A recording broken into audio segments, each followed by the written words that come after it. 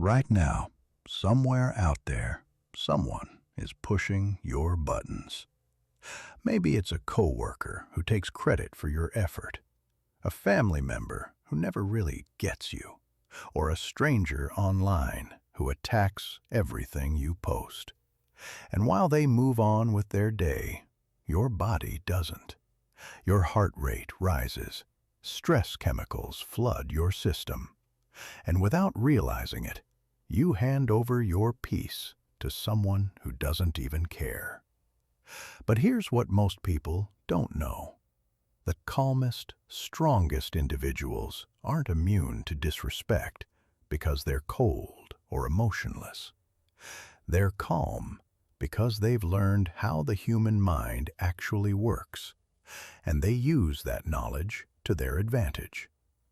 In the next few minutes, you'll learn a powerful mental framework that helps you stay unshaken when people try to provoke you, remain balanced when you're treated unfairly, and turn difficult people into fuel for personal growth. This isn't about ignoring your feelings. It's not about pretending nothing affects you. It's about rewiring your response so you stop reacting from weakness and start responding from strength. Chapter 1. Why other people control your emotions so easily. Look, the reason people can push your buttons so effortlessly isn't because you're weak or too sensitive. It's because your brain is literally doing its job, the job it was designed to do thousands of years ago. Keep you alive. But here's where things get tricky. Your ancient brain has zero ability to tell the difference between a wild animal about to attack you and a snarky comment from someone at work. Both flip the same ancient switches that kept our ancestors breathing.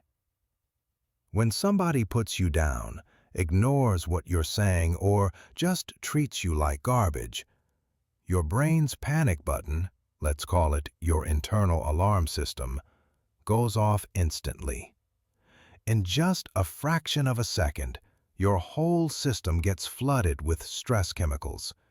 Your heart starts pounding, your muscles tighten up, and the smart thinking part of your brain basically shuts down. This is exactly why you can't think straight when someone gets under your skin, why you end up saying stuff you wish you could take back, why you keep replaying that same argument in your head hours later. But wait, it gets even more frustrating. Every single time you react emotionally to someone's behavior, you're actually making these mental pathways stronger. You're literally teaching your brain to be even more sensitive next time, not less. Brain scientists have a term for this. They call it sensitization.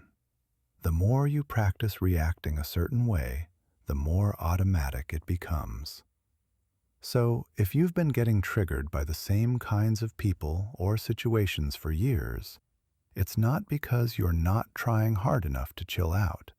It's because you've accidentally trained your brain to react exactly this way.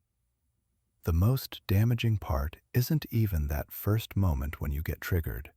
It's everything that happens after. When your emotions hijack you like this, you end up making decisions from fear, anger, or hurt. You might blow up and wreck relationships. You might pull back and miss out on chances. You might spend hours obsessing over it, replaying the whole thing and making yourself absolutely miserable. Meanwhile, the person who triggered you, they've moved on with their day, totally clueless about the mental storm they left behind in your head. This is what makes emotional triggers so sneaky and dangerous. They don't just mess with you in that moment. They spread out like ripples and contaminate everything else in your life. You might take it out on your kids, because your manager was being difficult. You might stop chasing opportunities because someone once shot down your ideas. You might hold on to resentments that slowly poison your relationships for years. That person who triggered you gets to live in your head completely free, influencing what you do and holding you back from your potential. Most people think the answer is just avoiding difficult people or tough situations altogether. But that's impossible, and it doesn't even work. Difficult people are literally everywhere. And if you're going to accomplish anything meaningful in your life, you're going to face criticism, rejection, and unfair treatment. The real answer isn't avoiding triggers. It's completely changing your relationship with them. Instead of seeing them as dangers to run from, you need to start seeing them as chances to build mental toughness. Think about getting physically fit for a second. Your muscles don't grow when you're comfortable on the couch. They grow when they're stressed. When you lift heavy weights, you're actually creating tiny damage in your muscle fibers. It's the healing process from that stress that makes your muscles stronger and bigger. Your emotional strength works exactly the same way. Every trigger is a chance to strengthen your mental muscles. Every difficult person is an opportunity to practice keeping your cool. Every challenging situation is training camp for the bigger challenges coming your way. The people who seem naturally unbothered by others weren't born with some magical immunity gene. They've simply learned to completely reframe how they think about difficult people and tough situations. They understand that getting triggered is actually a choice, not something that just happens automatically. They know that how other people act says everything about them and absolutely nothing about you. And most importantly, they've trained their brains to respond thoughtfully instead of just reacting. Chapter 2. The hidden price you're paying for being emotionally reactive. Most people have absolutely no clue how much their emotional reactions are actually costing them. They think getting triggered is just a small annoyance, a quick loss of composure that doesn't really matter in the big picture.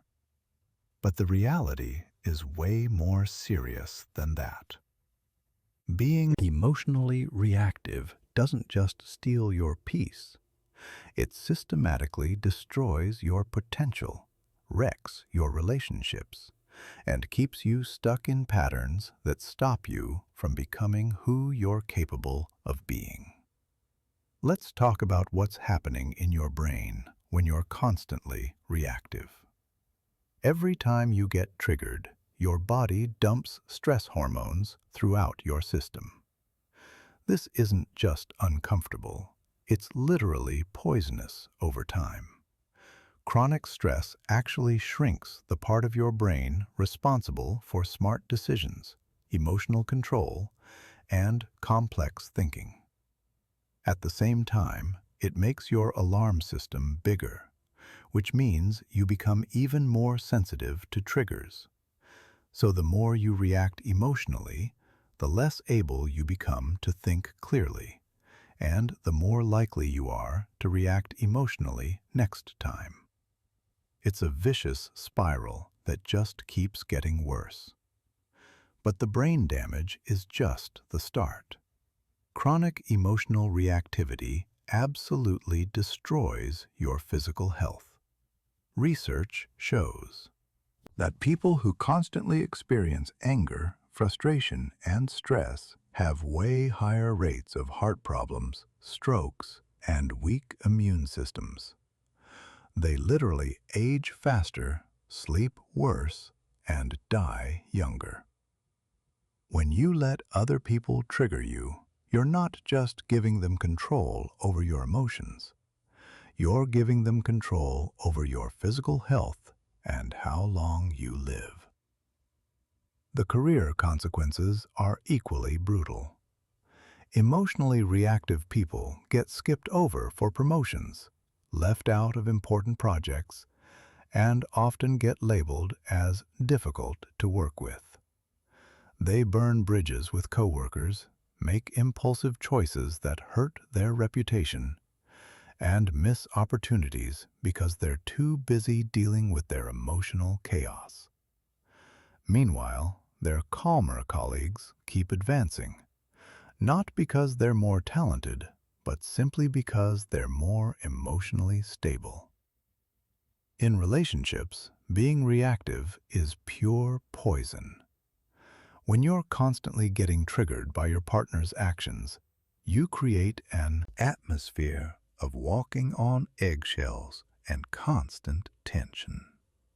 Your kids learn that emotions are scary and unpredictable. Your friends start avoiding you because they never know what's going to set you off.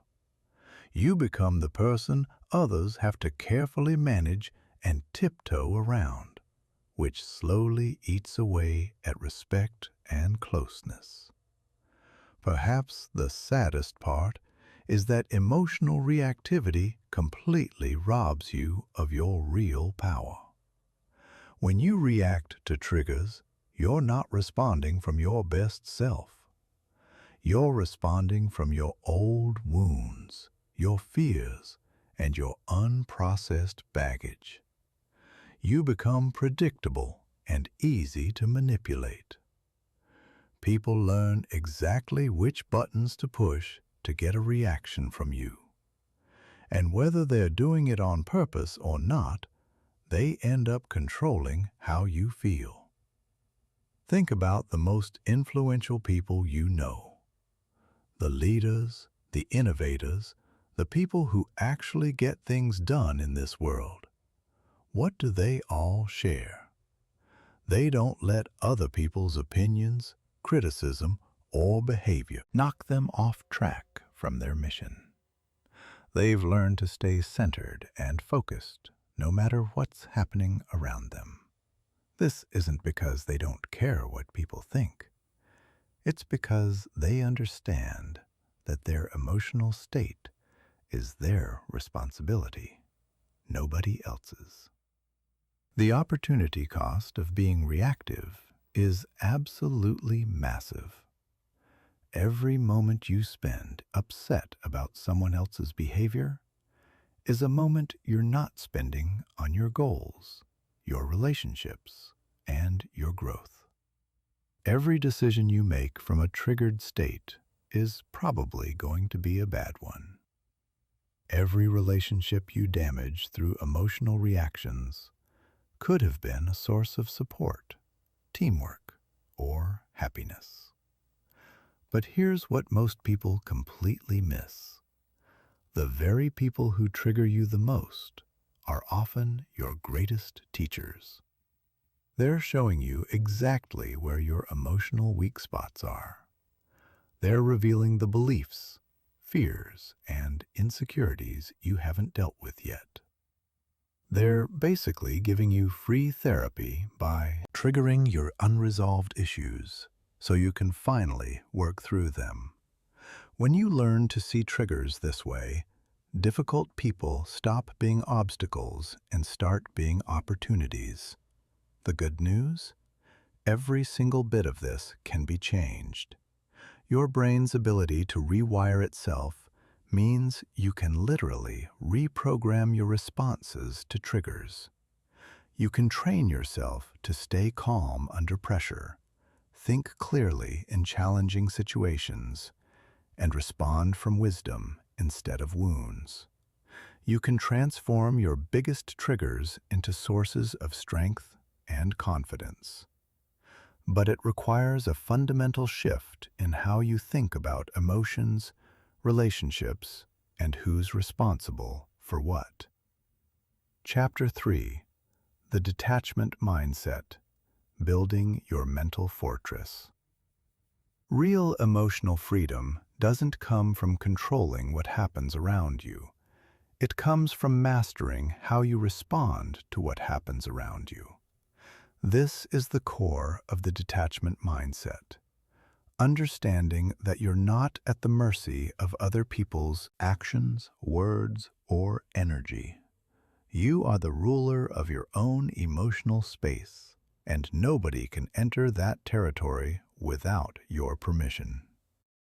Detachment doesn't mean becoming cold, unfeeling, or checked out from life. It's actually the complete opposite. When you're detached from needing others to behave a certain way, you become more present, more genuinely caring, and more truly engaged with the world around you. You stop wasting energy trying to control things you can't control, and you start focusing that energy on the one thing you absolutely can control: your response. The detachment mindset is built on a fundamental truth that most people really resist accepting. Other people's behavior is about them, not about you. When someone is rude, critical, or dismissive, they're showing you something about their own internal state, their insecurities, their fears, their unprocessed emotions, or their learned patterns. It has absolutely nothing to do with your worth, your competence, or value as a person. But your ego really doesn't want to accept this truth because it's addicted to making everything personal. Think about it like this. If someone is having a terrible day and snaps at you, their behavior reflects their emotional regulation abilities, not whether you deserve respect. If someone criticizes your work, their criticism reveals their perspective, their standards, and their communication style, not the ultimate truth about your abilities. If someone tries to manipulate or control you, their behavior shows their level of emotional maturity, not your obligation to go along with it. The detached mindset lets you observe other people's behavior with curiosity instead of defensiveness. Instead of thinking, "Why are they doing this to me?" you start thinking, "What's happening inside them that's causing this behavior?" This shift from taking it personally to analyzing it transforms you from a victim of circumstances into a student of human psychology. Every difficult interaction becomes information about human nature rather than proof of your inadequacy. Detachment also means letting go of your attachment to outcomes you can't control. Most emotional triggers come from expectations that don't get met. You expect people to be fair, reasonable, considerate, or appreciative, and when they're not, you get triggered. But expectations are really just disappointments waiting to happen. When you detach from needing others to meet your expectations, you free yourself from the emotional roller coaster of constantly being let down by human behavior. This doesn't mean lowering your standards or accepting mistreatment. It means understanding the difference between influence and control. You can influence how people treat you through your boundaries, your communication, and your actions. But you can't control their choices, their reactions, or their attitudes. When you really accept this distinction, you stop fighting battles you can never win. and start focusing on strategies that actually work. The detachment mindset also involves understanding the difference between responding and reacting. Reacting is automatic, emotional, and usually makes things worse. It's driven by your triggers and often creates more problems. Responding is intentional, thoughtful, and strategic. It comes from your values and goals rather than your wounds and fears. When you're detached, you have the mental space to choose your response instead of being hijacked by automatic reactions. Practicing detachment requires developing what psychologists call metacognition, the ability to think about your own thinking. Instead of being lost in your emotions, you learn to observe them from a slight distance. You notice when you're getting triggered without immediately acting on that trigger. You become curious about your own patterns and reactions instead of being controlled by them. One powerful technique for building detachment is imagining yourself as a scientist studying human behavior. When someone triggers you, instead of taking it personally, get curious. What patterns do you notice in this person's behavior? What might be driving their actions? What can you learn about conflict, communication, or human nature from this interaction? This intellectual curiosity creates enough emotional distance to prevent triggers from hijacking your rational mind. Another key aspect of detachment is understanding that you don't need others to validate your worth, your opinions, or your choices.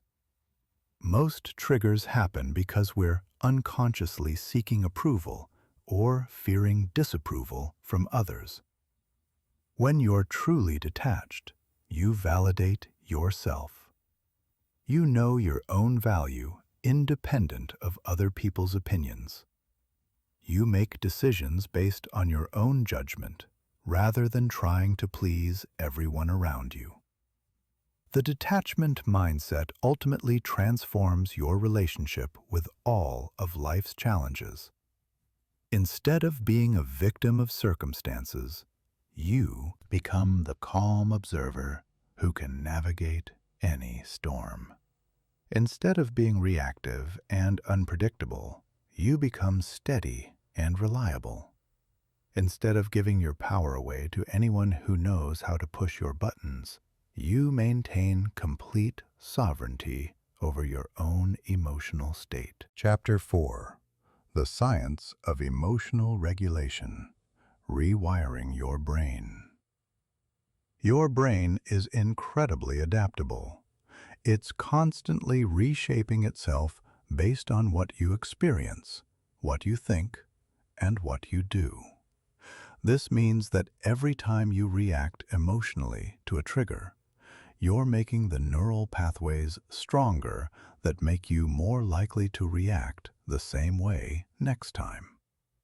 But it also means you can intentionally rewire these pathways to create new, more empowering responses. Understanding the brain science behind emotional regulation gives you actual tools to literally reshape your brain.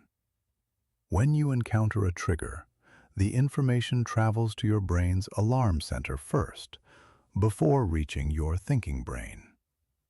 The alarm center processes this information in about 12 milliseconds, while your thinking brain takes about 24 milliseconds.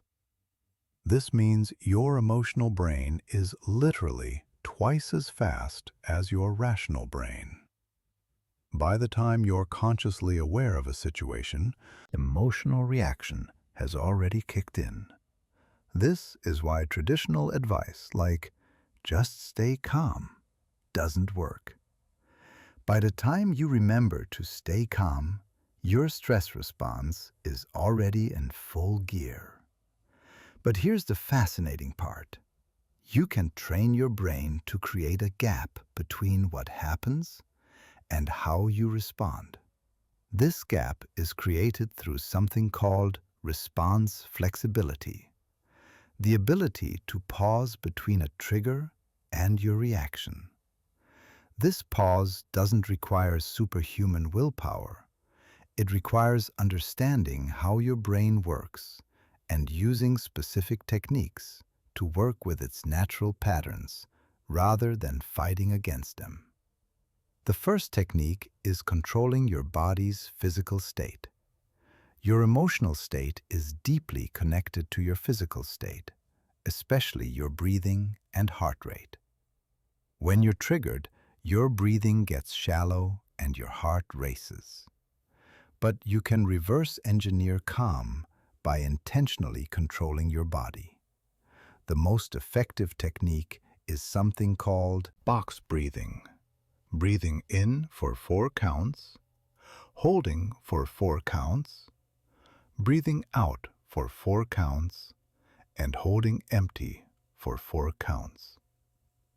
This pattern activates the part of your nervous system responsible for the calm and rest response that counteracts stress. The second technique is cognitive reframing, changing the meaning you assign to triggering events. Your brain doesn't respond to reality itself.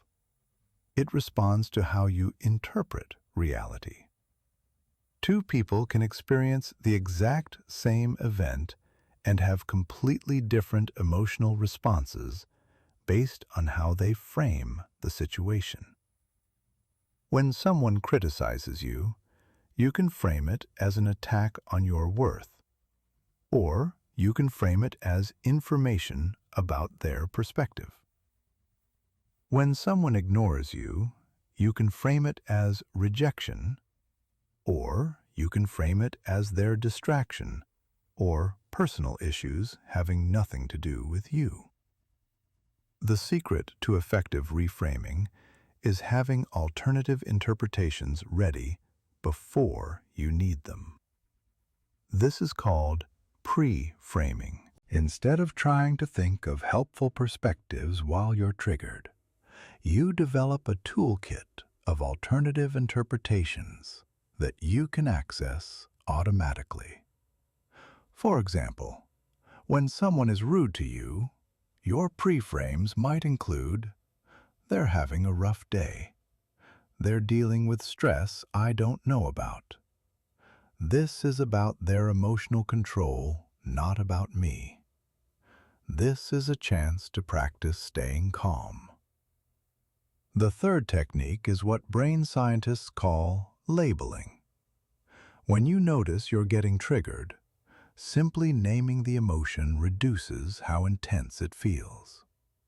Research shows that when you label an emotion, "I'm feeling frustrated," "I notice anger coming up," this is disappointment. It activates your thinking brain and calms your alarm center.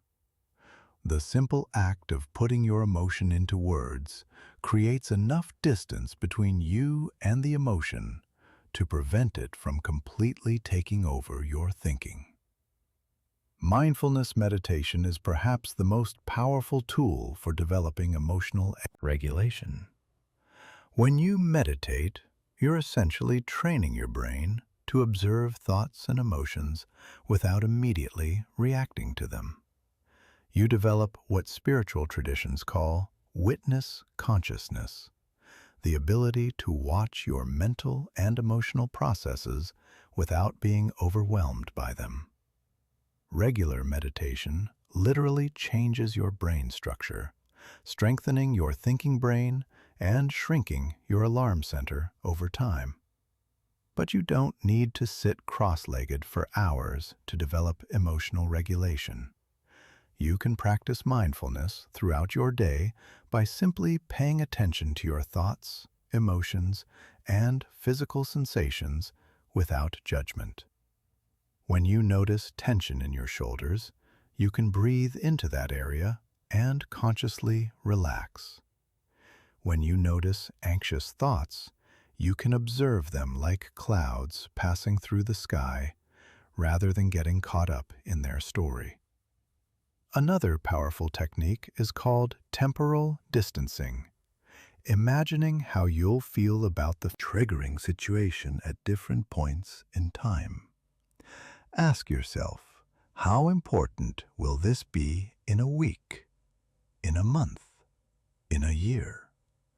This perspective shift activates your thinking brain and reduces the emotional charge of present moment triggers.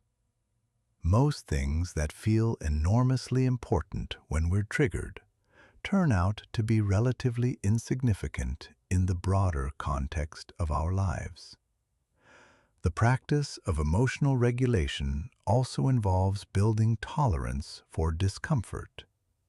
Many people react to triggers because they can't tolerate the uncomfortable sensations that arise in their body. They need to do something, anything, to make the discomfort go away. But learning to sit with discomfort without immediately trying to escape it builds tremendous emotional strength. You realize that emotions, no matter how intense, are temporary. They arise, peak, and naturally fade away if you don't feed them with resistance or reactive behavior. Progressive muscle relaxation is another valuable technique. When you're triggered, your body holds tension in specific areas, usually your jaw, shoulders, and stomach. By systematically tensing and then releasing different muscle groups, you can teach your body how to release stress and return to a state of calm. This physical relaxation sends signals to your brain that you're safe, which helps regulate your emotional response. Chapter 5. Reframing Triggers as Growth Opportunities. The most profound shift in dealing with difficult people comes when you stop seeing triggers as problems to avoid and start seeing them as opportunities for growth.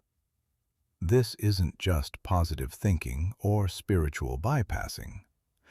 It's a practical recognition that the people who challenge you the most are often the ones who contribute most to your emotional development, your self-awareness, and your personal strength.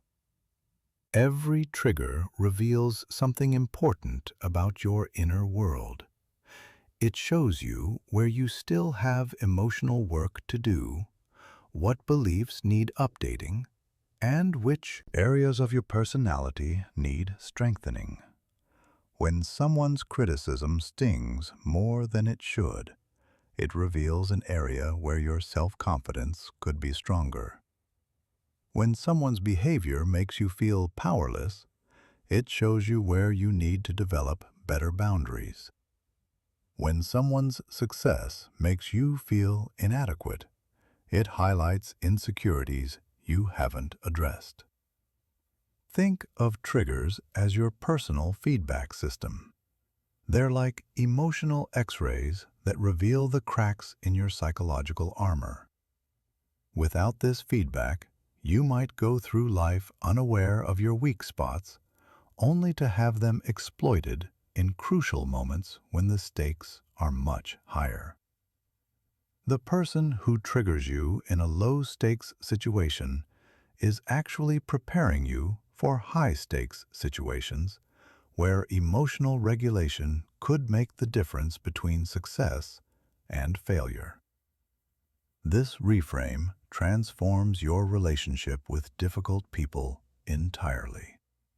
Instead of dreading encounters with challenging individuals, you can approach them with curiosity and even appreciation. They're providing you with free training in emotional strength, conflict resolution, and self-mastery. They're helping you develop skills that will serve you in every area of your life: leadership, relationships, parenting, and personal achievement. Consider how athletes use resistance training to build strength. They don't avoid heavy weights because they're uncomfortable. They seek them out because they know that progressive resistance is what builds muscle. Emotional triggers work the same way. Each time you successfully regulate your emotions in the face of a trigger, you're building psychological muscle. You're proving to yourself that you can stay centered under pressure, which builds genuine confidence and self-respect. The key to reframing triggers effectively is to look for the specific lesson or growth opportunity in each situation. When someone dismisses your ideas, the growth opportunity might be learning to communicate more persuasively, developing thicker skin for criticism, or recognizing that not everyone will appreciate your perspective. When someone tries to manipulate you, the growth opportunity might be strengthening your boundaries, improving your ability to detect manipulation, or practicing assertive communication. This approach also helps you develop compassion for difficult people. When you understand that their challenging behavior often stems from their own unhealed wounds, unmet needs, or immature coping mechanisms, it becomes easier to respond with wisdom rather than reactivity. You realize that hurt people, and their behavior is more about their internal struggle than about you personally. One powerful reframing technique is to ask yourself, what would someone who has already mastered this challenge do in this situation? This question immediately shifts you out of victim mode and into growth mode. Instead of focusing on how unfair or difficult the situation is, you start focusing on how you can handle it more skillfully. You begin to embody the person you want to become, rather than reacting from who you used to be. Another valuable reframe is to see difficult people as your personal trainers for emotional fitness. Just as a physical trainer pushes you beyond your comfort zone to help you grow stronger, difficult people push you beyond your emotional comfort zone to help you develop greater resilience, patience, and wisdom. They're not your enemies. They're unknowing allies in your personal development journey.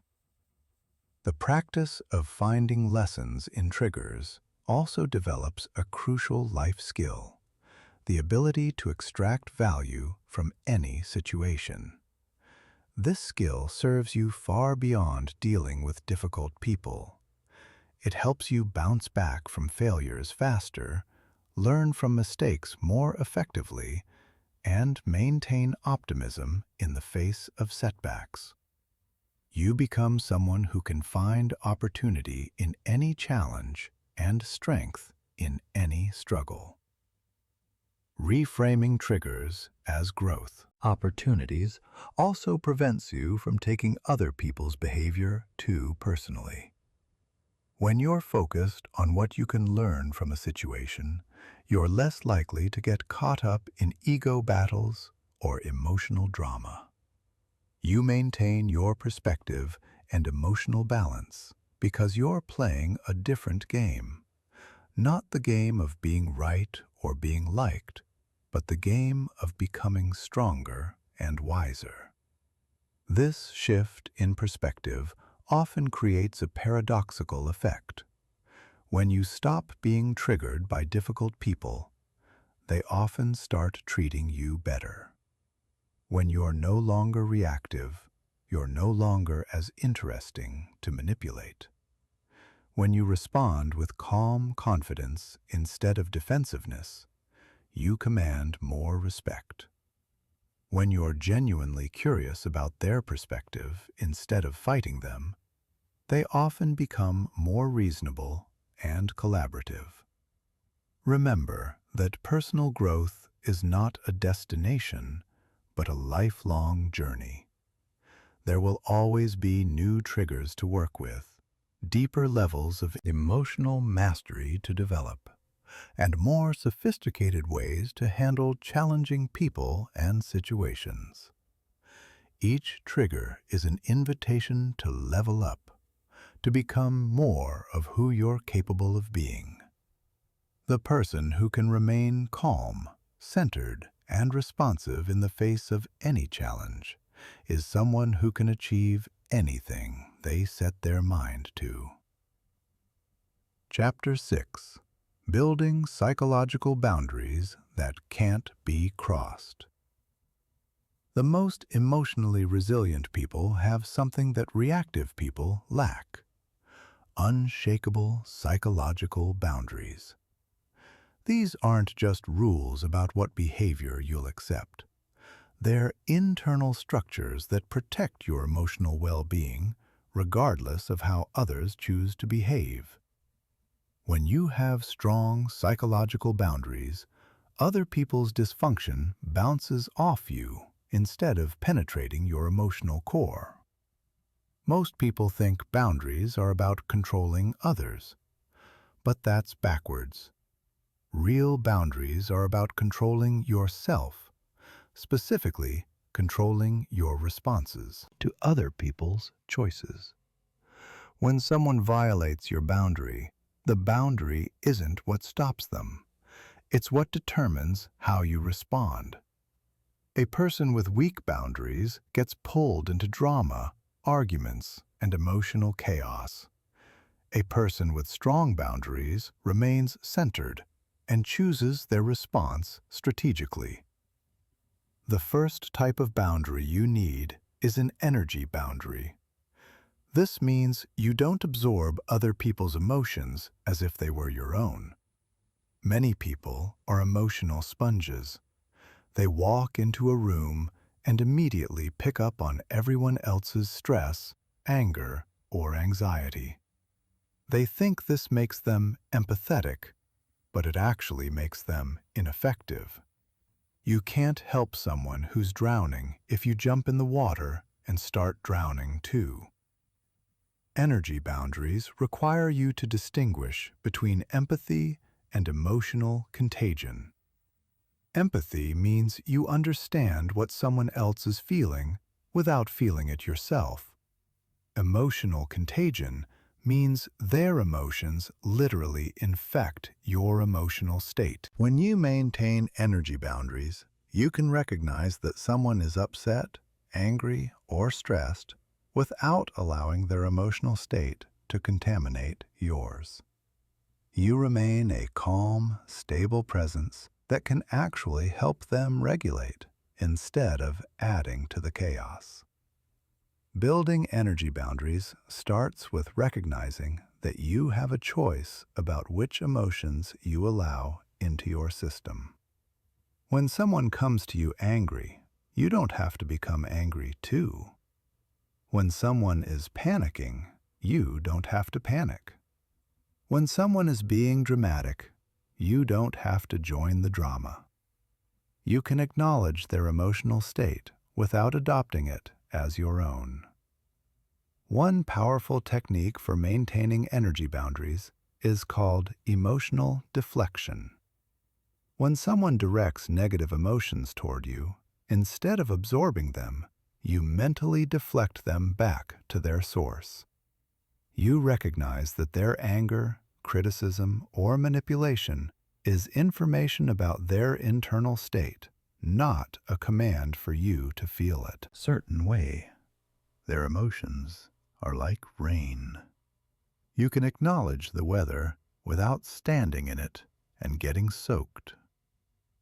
The second crucial boundary is a responsibility boundary. This means you take complete responsibility for your own emotions, reactions, and life outcomes, while refusing to take responsibility for other people's emotions, reactions, and life outcomes. Most triggers occur because people have confused boundaries about responsibility. They think they're responsible for making others happy, managing others' emotions, or fixing others' problems. At the same time, they unconsciously make others responsible for their own emotional state by getting triggered when people don't behave the way they want. Responsibility boundaries require you to release the illusion that you can control how others feel or behave. You can influence others through your actions and communication, but you cannot control their choices or emotional responses. When you truly accept this, you stop trying to manage other people's emotions and start managing your own. You stop walking on eggshells to avoid setting people off, and you start speaking and acting from your authentic truth.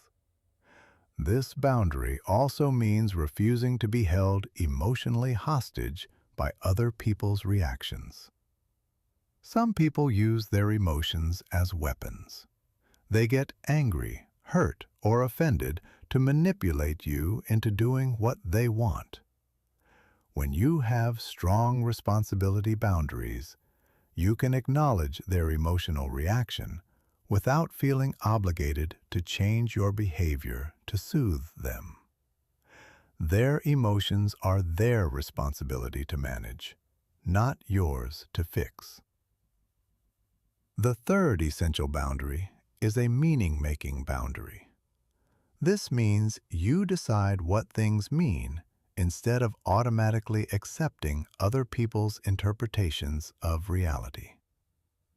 When someone calls you selfish, lazy, or incompetent, they're offering their interpretation of your behavior. You don't have to accept their interpretation as truth.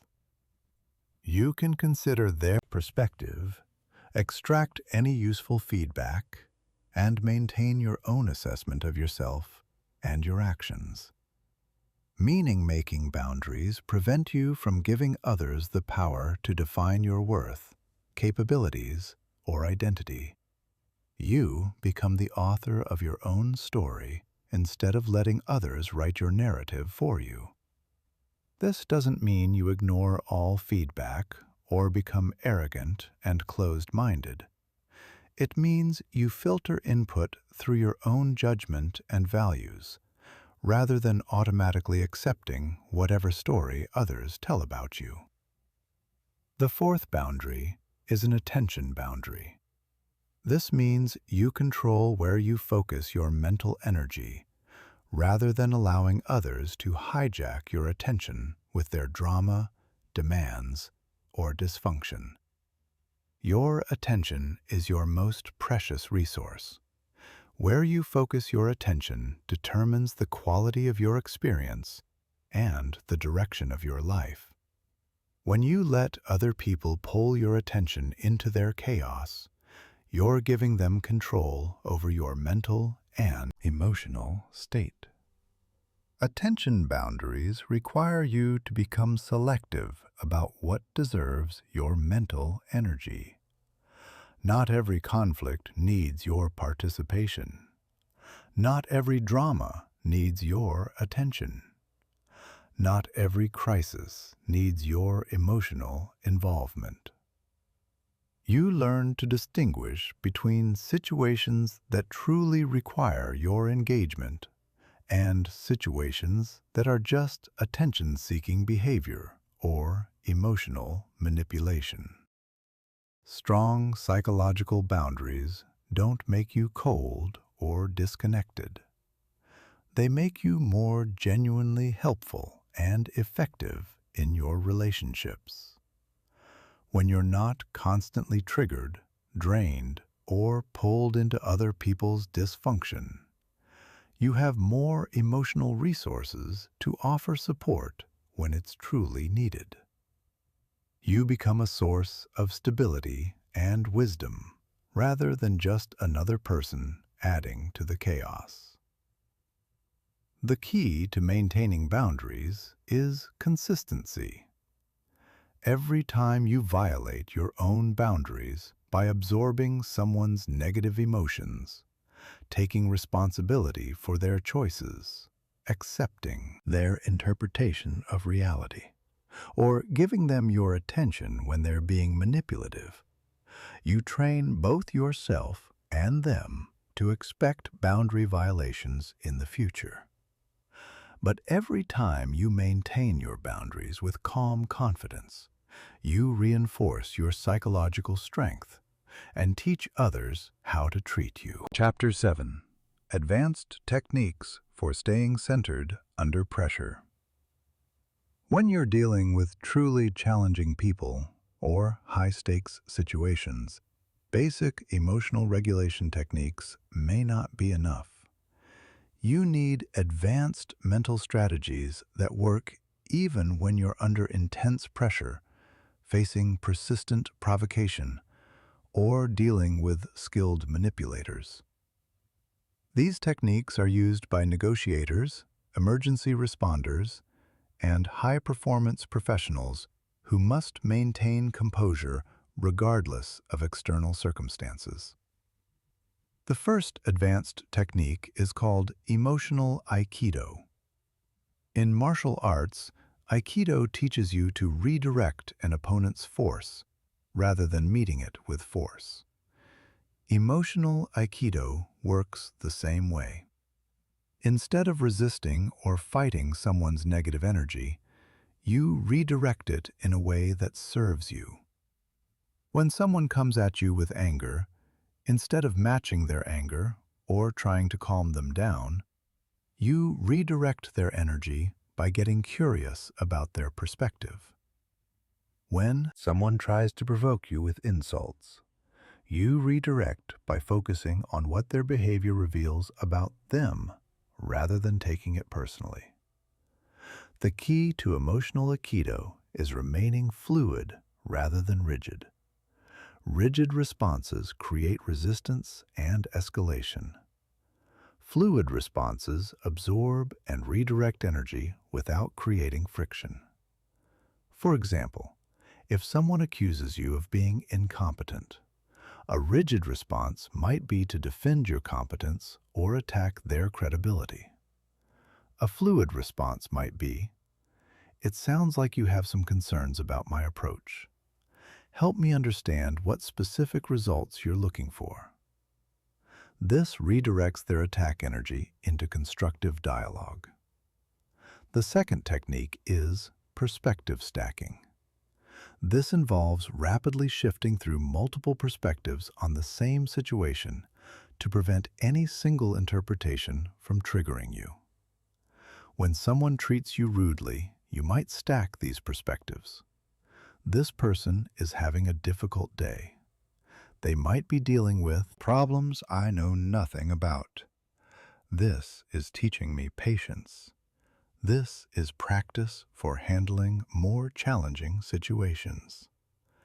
Their behavior says nothing about my worth. This is actually useful feedback about their character. By rapidly cycling through multiple perspectives, you prevent your mind from fixating on the most triggering interpretation. You also train your brain to automatically generate alternative explanations for people's behavior, which builds emotional resilience over time. The goal isn't to find the right perspective, but to maintain cognitive flexibility and emotional stability. The third advanced technique is strategic vulnerability. Most people think vulnerability makes them weak and targetable, but strategic vulnerability actually makes you less triggerable and more influential. When you're comfortable acknowledging your mistakes, limitations, or emotional responses, you take away others' power to use these things against you. If someone tries to embarrass you by pointing out your flaws, you can disarm them by agreeing, "You're absolutely right. I do struggle with that sometimes. I'm working on improving it." Strategic vulnerability also builds authentic connection and trust. When you're not defensive or pretending to be perfect, people feel safer around you. They're more likely to be honest and collaborative rather than adversarial. Paradoxically, showing appropriate vulnerability makes you appear more confident and self-assured, not less. The fourth technique is temporal anchoring. This involves mentally anchoring yourself to a broader time frame when dealing with triggers in the moment. When someone's behavior is getting under your skin, you remind yourself of your long-term goals, values, and vision for your life. You ask yourself, how does this moment fit into the bigger picture of who I'm becoming? Will this matter in the context of what I'm trying to achieve this year? Temporal anchoring prevents you from getting lost in the drama of the moment by connecting you to something larger and more meaningful. It helps you maintain perspective when emotions are running high and makes it easier to respond strategically rather than reactively. It's particularly powerful when dealing with people who are trying to bait you into arguments or emotional reactions. The fifth advanced technique is energy transmutation. Instead of trying to suppress or avoid negative emotions when they arise, you learn to transform them into useful energy. Anger can be transmuted into determination. Frustration can become focused problem-solving energy. Hurt can be transformed into compassion for others who are struggling. Anxiety can become heightened awareness and preparation. This technique requires practice and self-awareness, but it's incredibly powerful. Instead of being drained by difficult emotions, you learn to harness their energy for constructive purposes. You become like a psychological alchemist, turning the lead of negative experiences into the gold of personal growth and achievement. The sixth technique is strategic disengagement. This means knowing when to step away from a situation temporarily to prevent escalation and maintain your center. Strategic disengagement isn't running away or avoiding conflict. It's tactical withdrawal to preserve your emotional resources and return to the situation when you can be more effective. You might say something like, "I want to give this the attention it deserves. Let me think about it and get back to you." Or, "I'm feeling too emotional right now to have a productive conversation. Can we revisit this when I've had time to process?" This technique prevents you from saying or doing things you'll regret, while buying you time to regulate your emotions and plan a more strategic response. It also models emotional maturity and self-awareness, which often influences others to approach the situation more thoughtfully as well. The seventh advanced technique is cognitive reappraisal in real time. This involves immediately reframing triggering events as they happen without waiting for your emotions to calm down. You train yourself to automatically ask empowering questions. How can I use this? What can I learn from this? How is this making me stronger? What would someone I admire do in this situation? These questions redirect your mind from victim mode to learner mode instantly. Real-time reappraisal requires practice, but it becomes automatic over time. Eventually, your brain starts looking for opportunities and lessons in challenging situations without conscious effort. This transforms you into someone who thrives under pressure rather than being crushed by it. Chapter 8. The 4 types of difficult people and how to handle each. Not all difficult people are the same, and one-size-fits-all approaches often backfire. Understanding the psychology behind different types of challenging behavior allows you to tailor your responses for maximum effectiveness. Each type of difficult person has specific triggers, motivations, and vulnerabilities that you can work with rather than against. The first type is the dominator.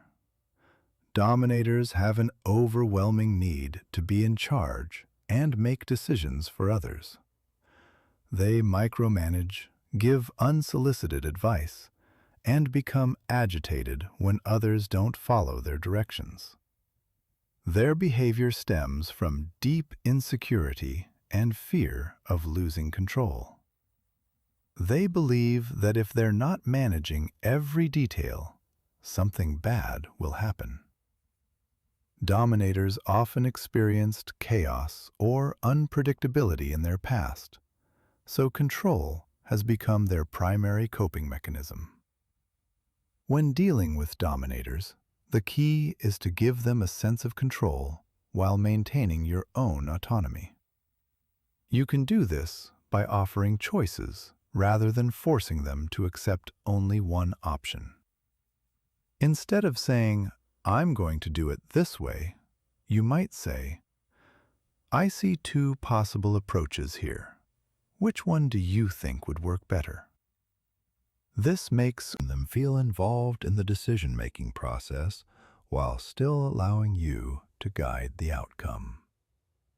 Another effective strategy with dominators is to acknowledge their expertise and ask for their input in areas where their control needs are legitimate. "You have more experience with this than I do. What would you suggest?" This satisfies their need to be the expert while building cooperation rather than resistance. The goal isn't to enable their controlling behavior, but to channel it in productive directions. The second type is the spotlight seeker. These individuals have an insatiable need for attention, validation, and drama. They interrupt conversations to make it about them, create crises that require others to rescue them, and become upset when they're not the center of attention.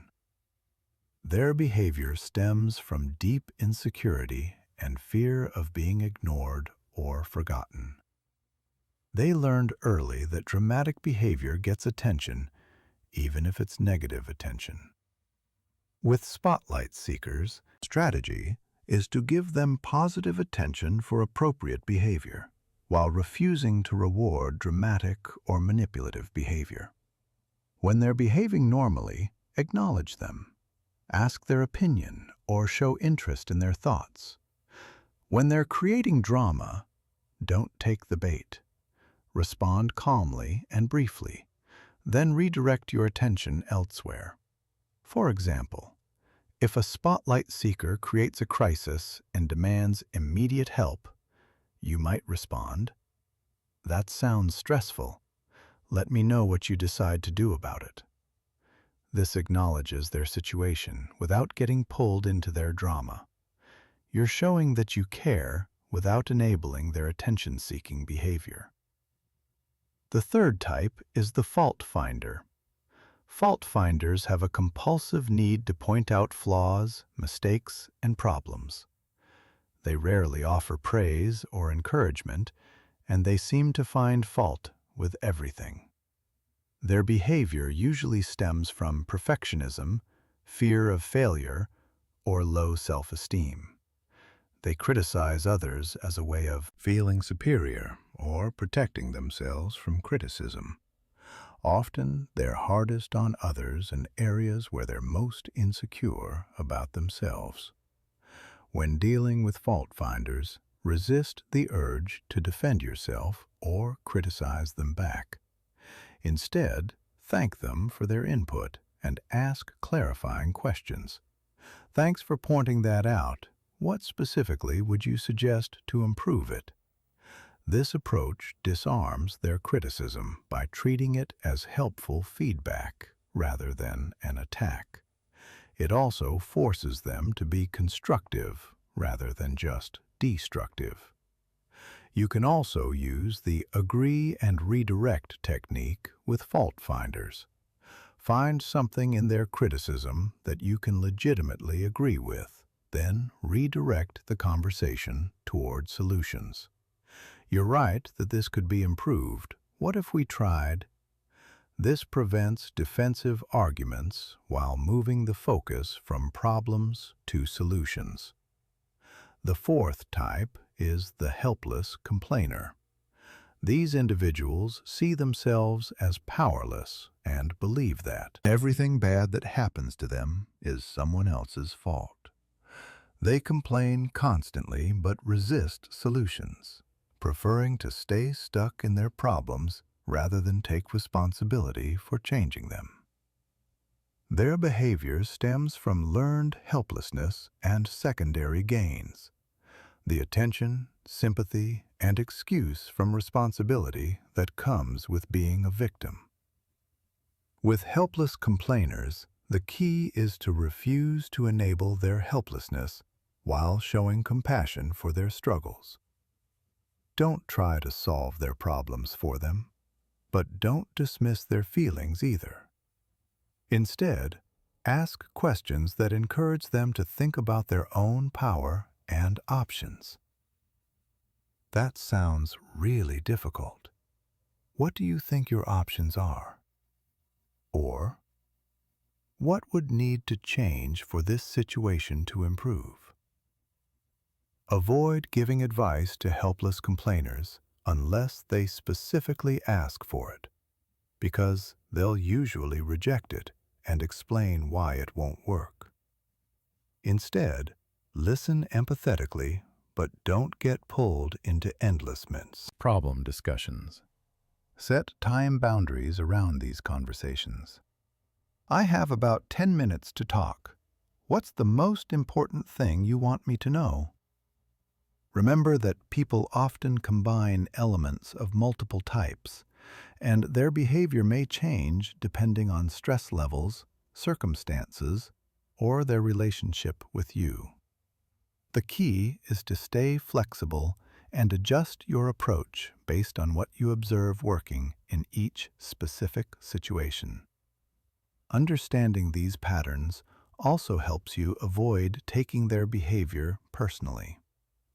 When you recognize that the dominator's need to manage you stems from their own anxiety, the spotlight seeker's drama comes from their insecurity, the fault finder's negativity reflects their perfectionism, and the helpless complainer's complaints come from their sense of powerlessness, you can respond with strategic compassion rather than reactive frustration.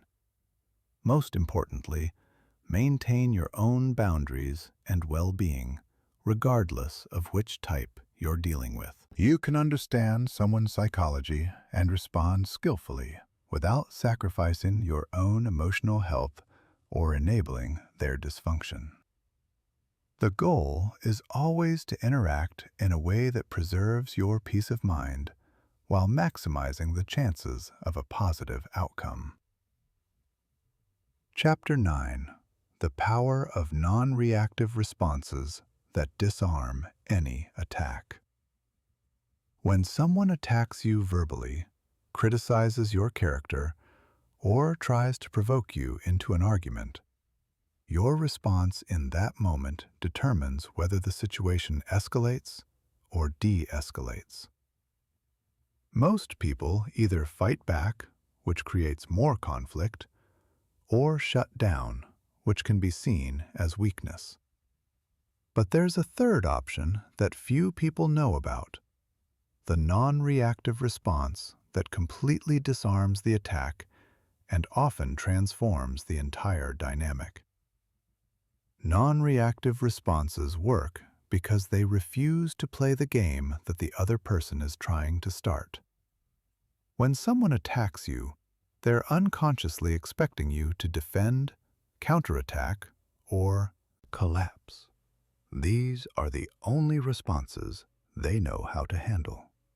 When you respond with calm curiosity, genuine concern for their well-being, or strategic vulnerability, you break the pattern they're expecting and force them to shift into a different mode of interaction. The first type of non-reactive response is the curious inquiry. When someone makes a hostile or critical comment, instead of defending yourself or attacking back, you respond with genuine curiosity about their perspective. That's interesting. Help me understand what you mean by that. Or, it sounds like you have some strong feelings about this. Can you tell me more about where that's coming from? This response is powerful because it transforms you from an adversary into an investigator. You're no longer someone they need to fight. You're someone who's interested in understanding them. Most people are so rarely truly listened to that when you respond with genuine curiosity, their hostility often melts away and is replaced by a desire to be understood. The key to making curious inquiry work is that your curiosity must be genuine, not sarcastic or condescending. You're not trying to trap them or make them look foolish. You're genuinely interested in understanding their perspective, even if you disagree with it. This requires letting go of your ego's need to be right and embracing the possibility that you might learn something valuable from their point of view. The second type of non-reactive response is emotional validation. This means acknowledging the emotions behind someone's words without necessarily agreeing with their content. It sounds like you're really frustrated about this. Or, I can see that this is important to you. You're validating their right to have feelings without validating their behavior or agreeing with their perspective. Emotional validation is incredibly disarming because most people attack when they feel unheard or misunderstood. When you acknowledge their emotional state, you are meeting their deeper need for recognition, which often eliminates their need to attack. They feel seen and heard, which is usually what they were trying to achieve through their aggressive behavior. The third type is strategic agreement. This involves finding something in their criticism or attack that you can legitimately agree with, then using that agreement as a bridge to more productive dialogue. If someone says, "You never listen to anyone," you might respond, "You're right that I could be better at listening. I value your input, and I want to make sure I understand your perspective. Can you help me understand what specifically makes you feel unheard?" Strategic agreement works because it removes the adversarial dynamic. Instead of fighting about whether their accusation is true, you're working together to solve the underlying problem. It also demonstrates emotional maturity and self-awareness, which often inspires the other person to respond more maturely as well. The fourth type is concerned redirection. This involves expressing genuine concern for the person's well-being and redirecting the conversation away from attack mode. "It seems like something's really bothering you. Is everything okay?" Or, "You seem stressed about something bigger than this. Do you want to talk about what's really going on?" This response works because it recognizes that most attacks are not really about the surface issue. They're usually the result of stress, frustration, or unmet needs in other areas of the person's life. When you address the underlying emotional state rather than the surface attack, you often discover what's really driving their behavior. The fifth type is graceful deflection.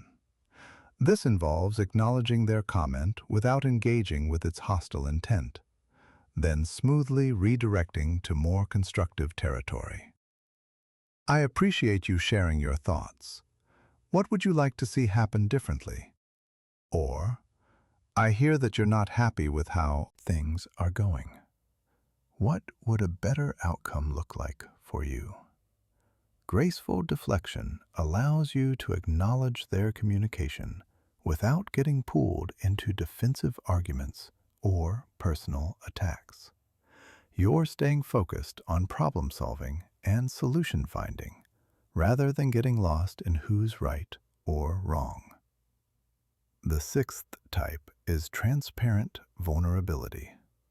This involves honestly acknowledging your own feelings or limitations in response to their attack. I have to admit that stings to hear. I'm working on that area of my life, and I know I'm not perfect. Can you help me understand how I can improve? Or, I can see that I've upset you, and that wasn't my intention. What can I do to make this right? Transparent vulnerability is perhaps the most powerful non-reactive response because it requires tremendous courage and creates immediate intimacy and connection. It's very difficult for someone to maintain an attacking stance when you respond with honest vulnerability. It transforms the dynamic from conflict to collaboration almost instantly. The key to all non-reactive responses is timing and authenticity. If you use these techniques manipulatively or sarcastically, they'll backfire. They work because they come from a place of genuine desire to understand, connect, and resolve the underlying issue.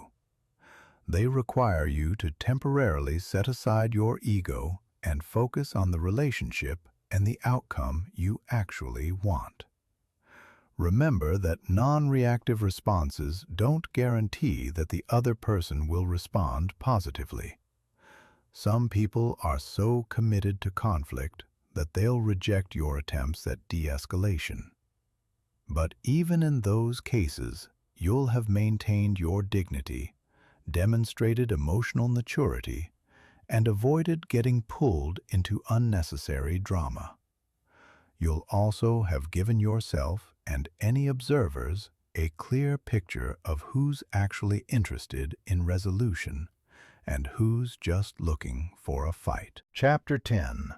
Building your circle of influence through emotional mastery. One of the most profound shifts that occurs when you master emotional regulation is the transformation of your social environment. As you become less reactive and more centered, you naturally attract different types of people into your life while repelling those who thrive on drama and dysfunction. This isn't about becoming elitist or judgmental. It's about the natural law that like attracts like.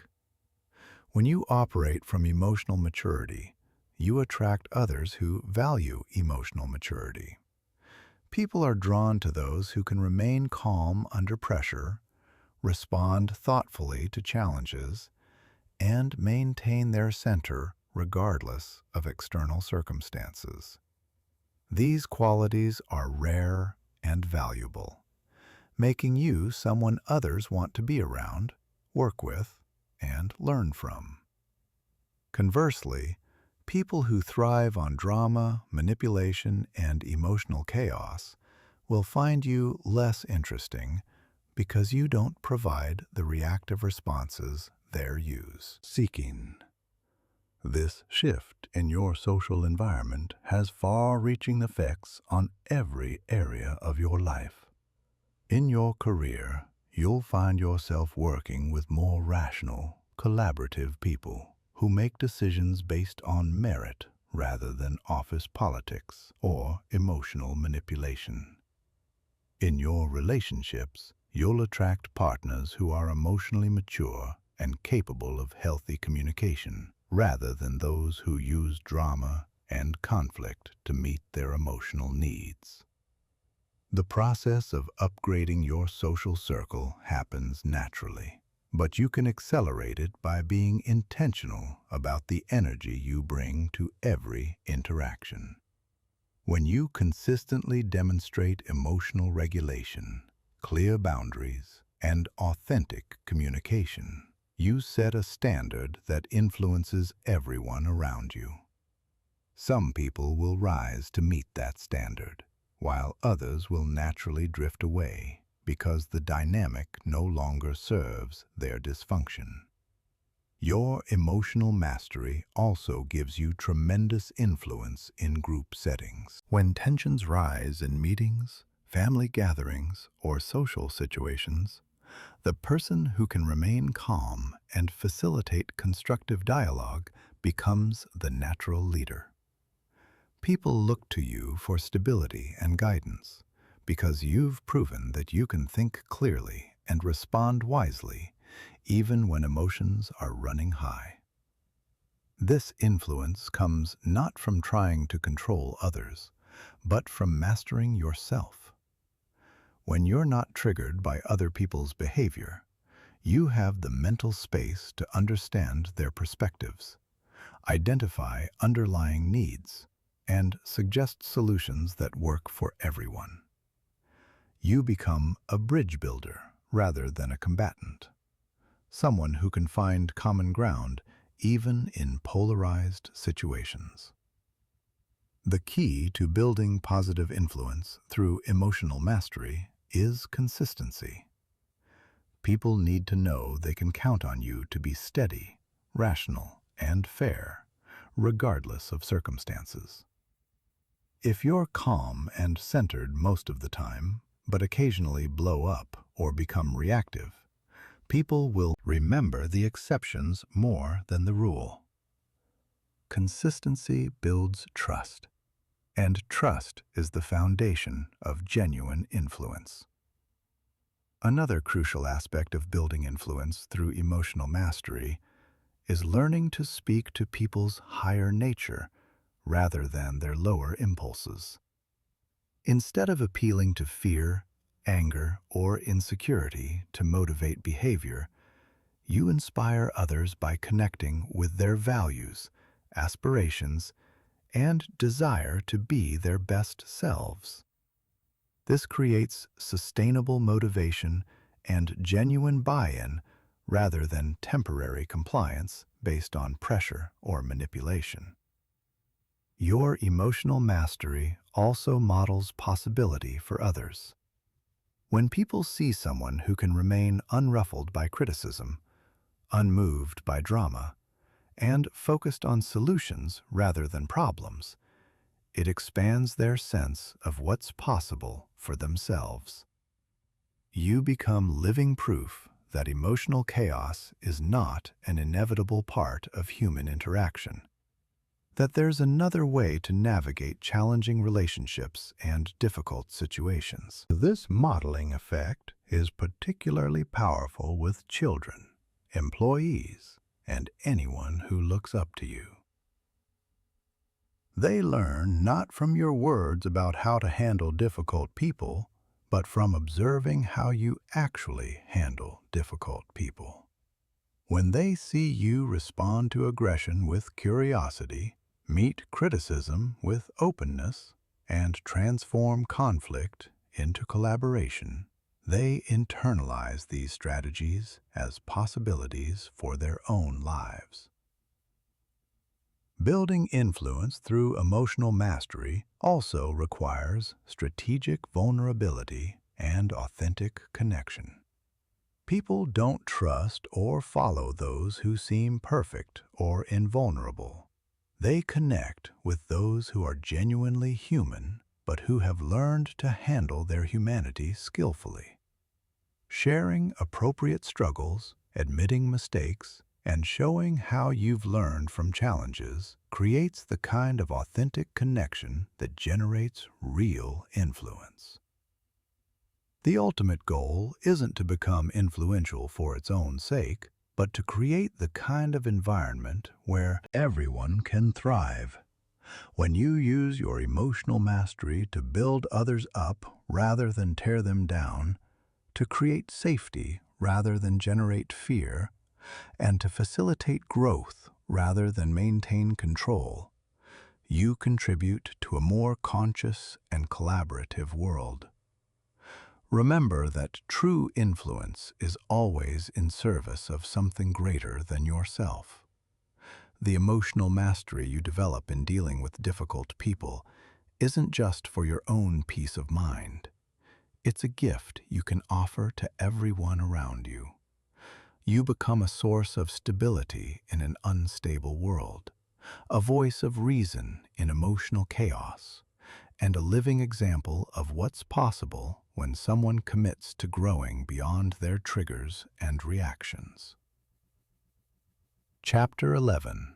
The Daily Practices That Rewire Your Brain for Unshakable Calm. Emotional mastery isn't built through occasional efforts when you remember to stay calm. It's built through daily practices that systematically rewire your brain for resilience. Just as physical fitness requires consistent training, psychological fitness requires deliberate daily actions that strengthen your emotional regulation circuits and weaken your reactive patterns. The most emotionally resilient people have specific routines and practices that maintain their center regardless of external chaos. The foundation of emotional resilience is morning mental conditioning. The first hour of your day sets the tone for how you'll respond to challenges throughout the day. Most people wake up and immediately check their phones, flooding their minds with news, social media, and other people's agendas before they've even established their own mental state. This reactive approach to mornings creates a reactive approach to life. Instead, create a morning routine that puts you in control of your mental and emotional state from the moment you wake up. Start with 5 minutes of deep breathing or meditation to activate your calm response system and establish peaceful awareness. Follow this with visualization, where you mentally rehearse handling challenging situations with grace and confidence. See yourself staying centered when someone criticizes you, responding thoughtfully when someone tries to provoke you, and maintaining your boundaries when someone attempts to manipulate you. Mental rehearsal is one of the most powerful tools for emotional preparation because your brain doesn't distinguish between vivid mental experiences and actual experiences. When you repeatedly visualize yourself responding to triggers with calm confidence, you're literally programming your nervous system to respond that way in real situations. Professional athletes use this technique to improve performance under pressure, and you can use it to improve emotional performance under stress. The second crucial daily practice is strategic journaling. This isn't just writing about your feelings, it's analyzing your emotional patterns and responses with the goal of understanding and improving them. Each evening, spend 10 minutes reviewing your day through the lens of emotional mastery. What situations triggered you? How did you respond? What would you do differently next time? What patterns do you notice in your triggers? What growth opportunities did difficult people provide? This reflection process serves multiple functions. First, it helps you identify your specific trigger patterns so you can prepare for them more effectively. Second, it reinforces the lessons learned from challenging situations so you don't have to repeat the same mistakes. Third, it trains your brain to automatically look for learning opportunities in difficult situations rather than just feeling victimized by them. Include in your journal practice a daily gratitude section specifically focused on difficult people and challenging situations. This might sound counterintuitive, but it's incredibly powerful. Write about how challenging people helped you practice patience, how stressful situations taught you resilience, or how conflicts revealed areas for growth. This practice rewires your brain to see difficulties as gifts rather than curses, which fundamentally changes your emotional response to them. The third essential practice is progressive stress inoculation. This involves deliberately exposing yourself to small, manageable challenges to build your tolerance for larger ones. Just as vaccines expose you to weakened versions of diseases to build immunity, progressive stress inoculation exposes you to controlled stress to build emotional immunity. This might involve having difficult conversations you've been avoiding, setting boundaries with people who make you uncomfortable, or speaking up in situations where you normally stay quiet. The key is to start small and gradually increase the difficulty as your confidence and skills improve. Each successful navigation of a challenging situation builds evidence that you can handle whatever life throws at you. You can also practice stress inoculation through deliberate discomfort exercises. Take cold showers to build tolerance for physical discomfort. Practice public speaking to build tolerance for social discomfort. Do challenging workouts to build tolerance for mental discomfort. These practices don't directly relate to emotional triggers, but they strengthen your general resilience and confidence in your ability to handle difficult situations. The fourth practice is mindful trigger observation. Throughout your day, pay attention to the moments when you feel your emotional state shifting. Notice the physical sensations that arise when someone says something that bothers you. Observe the thoughts that automatically arise when you encounter criticism. Watch how your energy changes when you're around different types of people. This observation practice creates what psychologists call metacognitive awareness, the ability to observe your own mental processes. Instead of being lost in your emotions, you develop the capacity to watch them arise and pass away. This awareness creates a buffer between trigger and response that allows you to choose your actions rather than being hijacked by automatic reactions. The key to mindful observation is maintaining curiosity rather than judgment. You're not trying to stop emotions from arising or criticizing yourself for having them. You're simply watching how your internal experience unfolds in response to external events. This curious, scientific attitude toward your own emotions reduces their power to control you. The fifth daily practice is strategic social exposure. Instead of avoiding difficult people or challenging situations, deliberately seek them out in controlled doses. This doesn't mean surrounding yourself with toxic people, but it does mean not going out of your way to avoid every uncomfortable interaction. If there's someone at work who typically triggers you, make an effort to have brief, pleasant interactions with them. If there's a type of social situation that makes you anxious, attend one occasionally. If there's a kind of conversation you usually avoid, practice initiating one in a low-stakes environment. Each positive navigation of a typically challenging situation builds confidence and reduces the emotional charge of similar future situations. The sixth practice is energy management throughout the day. Monitor your emotional energy levels and take proactive steps to maintain them.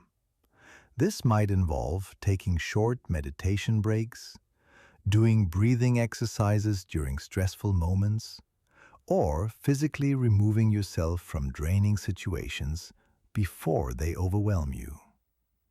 Learn to recognize the early warning signs that your emotional resources are getting depleted. Irritability, impatience, difficulty concentrating, or physical tension. When you notice these signs, take immediate action to restore your energy before you become reactive. This might be as simple as stepping outside for fresh air, doing some stretching, or listening to music that uplifts you. Energy management also involves being strategic about when you engage in challenging interactions. If possible, schedule difficult conversations for times when your emotional resources are highest, typically earlier in the day. Avoid making important decisions or having sensitive discussions when you're tired, hungry, or stressed from other situations. The seventh practice is evening integration and planning. Before bed, spend a few minutes integrating the lessons from your day and planning your approach for tomorrow. Review what worked well in challenging situations and what you want to improve. Set intentions for how you want to show up the next day. Visualize yourself handling potential challenges with grace and wisdom. This evening practice serves as both closure for the day and preparation for tomorrow. It ensures that you're continuously learning from your experiences and deliberately evolving your approach, rather than repeating the same patterns indefinitely. It also helps you sleep better because you've processed the day's experiences rather than carrying unresolved emotional energy into your rest. Chapter 12. Transforming your relationship with criticism and rejection. Criticism and rejection are perhaps the most universal triggers that keep people trapped in reactive patterns. The fear of being judged, dismissed, or rejected drives most people-pleasing behavior, prevents authentic self-expression, and creates enormous stress in relationships and professional situations.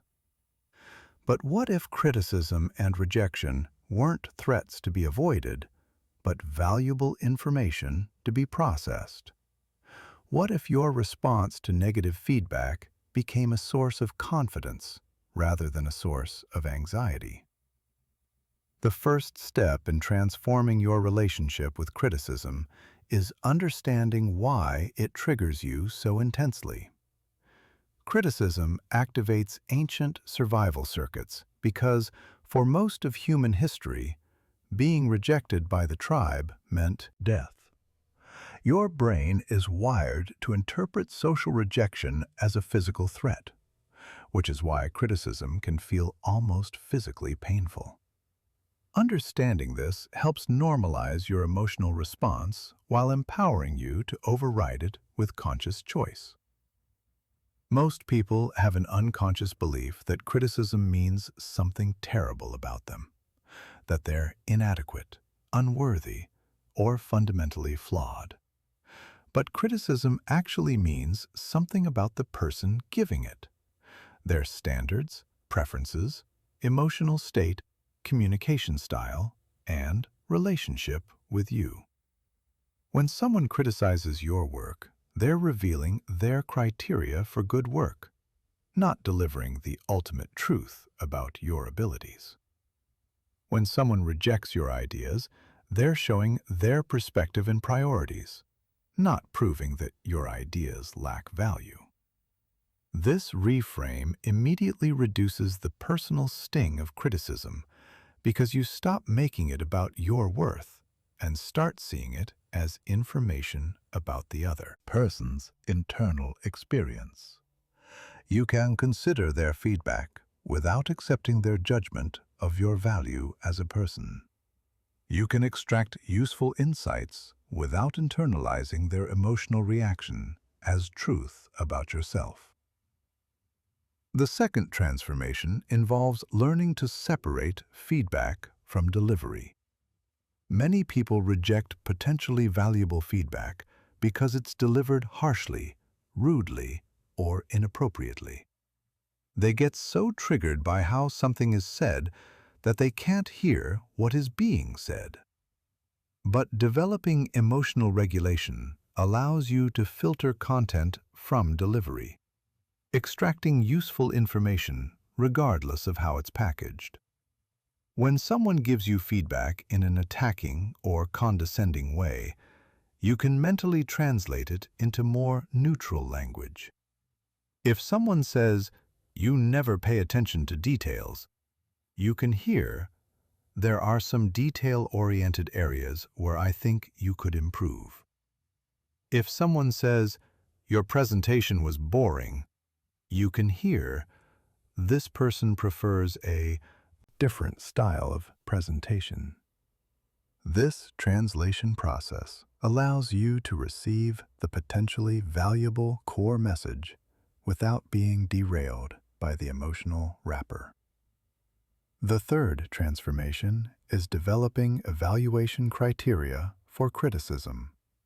Not all feedback is equally valuable, and part of emotional maturity is learning to discriminate between criticism worth considering and criticism worth dismissing. Ask yourself, does this person have expertise or experience relevant to what they're criticizing? Do they have my best interests at heart, or are they projecting their own issues? Is their feedback specific and actionable, or vague and judgmental?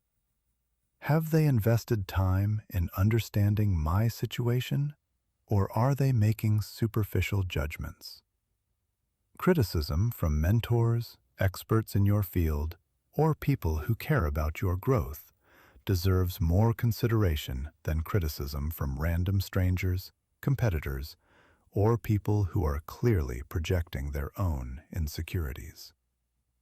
You can listen respectfully to anyone's feedback without giving equal weight to all opinions. Developing discernment about whose opinions matter helps you stay open to valuable feedback while protecting yourself from toxic criticism. The fourth transformation involves learning to mine criticism for growth opportunities. Even harsh or unfair criticism often contains kernels of truth that can accelerate your development if you're willing to look for them. Instead of defending against criticism, train yourself to ask, is there any aspect of this feedback that could help me improve? What would need to be true for this criticism to be valid? How could I use this feedback to become better at what I do? This treasure hunting approach to criticism transforms it from a threat into a resource. You become someone who can extract value from any feedback, regardless of how it's delivered or motivated. This skill is incredibly valuable because it means you're always learning and growing, while people who are defensive about criticism remain stuck in their current level of ability. The fifth transformation is learning to respond to criticism in ways that demonstrate emotional maturity and often improve relationships. Instead of defending, attacking or shutting down when criticized, you can respond with curiosity, appreciation, and commitment to growth. Thank you for taking the time to share that feedback. Can you help me understand what specifically would look different if I improved in this area? Or, I appreciate you being honest with me. Let me think about how I can apply this. These responses do several powerful things. First, they demonstrate that you're secure enough to hear feedback without becoming defensive. Second, they often transform the critic from an adversary into a collaborator by showing that you value their input. Third, they give you more detailed information that can actually help you improve. Fourth, they model emotional maturity that often elevates the entire conversation.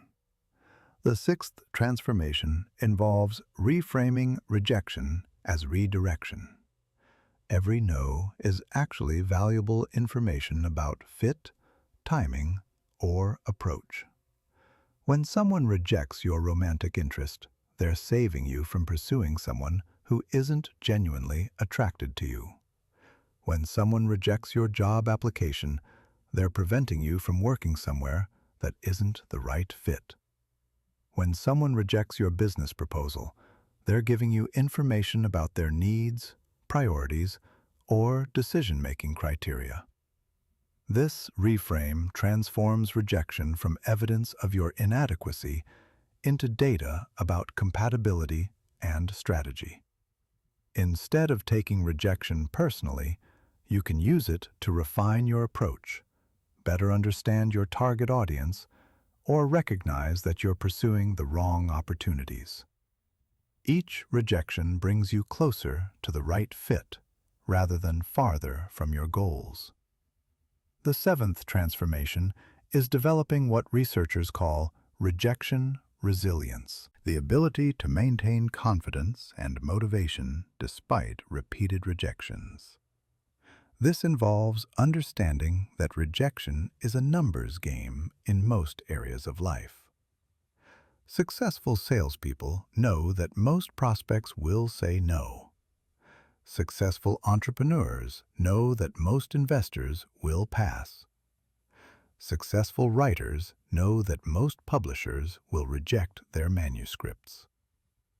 The key is having enough emotional resilience to continue putting yourself out there until you find the right matches. Rejection resilience is built by celebrating the process rather than just the outcomes. Instead of measuring your worth by how often you're accepted, measure it by how courageously you're putting yourself out there. Each time you risk rejection by asking for what you want, sharing your authentic thoughts, or pursuing an opportunity, you're demonstrating bravery regardless of the outcome. The final transformation involves using criticism and rejection to develop authentic self-validation.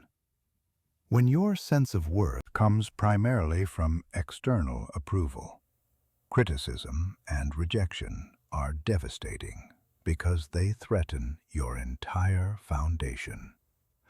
But when you develop the ability to validate your own efforts, growth, and worth, criticism and rejection become just information rather than verdicts on your value as a person. This doesn't mean becoming arrogant or closed to feedback. It means developing an internal compass that allows you to appreciate praise without being dependent on it and receive criticism without being destroyed by it. You know your own efforts, intentions, and growth trajectory in ways that no external observer can fully understand. This internal validation becomes the stable foundation that allows you to engage authentically with the world without being at the mercy of others' opinions. Chapter 13. Advanced mental models for emotional invincibility. The difference between people who occasionally manage their emotions well and those who are consistently unshakable lies in their mental models, the internal frameworks they use to interpret reality. Most people operate with mental models that make them vulnerable to emotional manipulation and trigger responses. But there are specific ways of thinking about life, relationships, and challenges that create genuine emotional invincibility. The first mental model is understanding life as a game with multiple levels. In this model, most people are playing the basic level, where they react to everything that happens to them. They get upset when things don't go their way, take everything personally, and spend enormous energy trying to control outcomes they can't control. But there are higher levels where you play different games with different rules. At the intermediate level, you realize that you can't control what happens to you, but you can control how you respond. You stop trying to manage other people's behavior and start managing your own reactions. At the advanced level, you realize that challenges and difficult people are actually opportunities to develop skills, strength, and wisdom. At the master level, you understand that every experience, pleasant or unpleasant, is contributing to your growth and evolution. This levels model prevents you from taking life's challenges personally because you understand that difficulties are part of the game, not evidence that something is wrong with you or your life. Just as a video game gets more challenging as you advance to higher levels, life presents greater challenges as you develop greater capacity to handle them. Instead of being frustrated by difficulties, you can appreciate them as signs that you're progressing. The second mental model is the concept of emotional Aikido at a philosophical level. In traditional Aikido, you don't try to stop or overcome your opponent's force. You redirect it in a way that neutralizes the attack, while potentially helping the attacker. This principle applies perfectly to emotional conflict. Instead of trying to stop people from being difficult or forcing them to treat you differently, you learn to redirect their negative energy in ways that serve your growth and sometimes even helps them. When someone attacks your character, instead of defending or counterattacking, you can redirect their energy by getting curious about what's driving their behavior. When someone tries to make you feel guilty, you can redirect by focusing on what healthy boundaries would look like in the relationship. When someone tries to provoke you into an argument, you can redirect by asking what outcome they're actually hoping for. This approach transforms conflicts from battles you can lose into opportunities for connection and growth. The third mental model is understanding yourself as a scientist studying human behavior. Enjoyed this model. Every interaction is a research opportunity. Difficult people become fascinating case studies rather than sources of stress. You're not personally invested in the outcomes because you're gathering data about human psychology, communication patterns, and social dynamics. This scientific mindset creates immediate emotional distance from triggering situations because you're observing rather than participating in the drama. You might notice, interesting, when I didn't react to their provocation, they escalated their behavior. What does that tell me about their emotional state and typical interaction patterns? Or, fascinating, When I validated their feelings before addressing the issue, they became much more reasonable. I wonder if that technique would work in similar situations. The scientific approach also makes you incredibly effective in difficult relationships because you're constantly experimenting with different approaches and learning what works. You become a student of human nature rather than a victim of it. The fourth mental model is the concept of emotional economics, understanding that every emotional reaction has costs and benefits, and making deliberate choices about where to invest your emotional energy. Getting angry might feel satisfying in the moment, but it costs you peace of mind, clouds your judgment, and often damages relationships. Staying calm might require more effort initially, but it preserves your energy, maintains your clarity, and often leads to better outcomes. In this model, you become strategic about your emotions rather than just experiencing them automatically. You ask questions like, is getting upset about this worth the cost to my emotional state? Will reacting emotionally help me achieve my goals in this situation? How can I invest my emotional energy in ways that serve my long-term interests? This approach doesn't make you cold or calculating. It makes you intentional about your emotional responses. The fifth mental model is understanding yourself as the author of your own story, rather than a character in other people's stories. Most people live their lives reacting to other people's plots, trying to get approval from other people's narratives, and feeling bad when they're not the hero in someone else's story. But when you understand yourself as the author of your own story, you realize that other people's opinions, criticisms, and rejections are just feedback about their stories, not verdicts on yours. In your story, challenges are character development opportunities. Difficult people are supporting characters who help you grow stronger and wiser. Setbacks are plot twists that redirect you toward better opportunities. Criticism is information that helps you refine your character.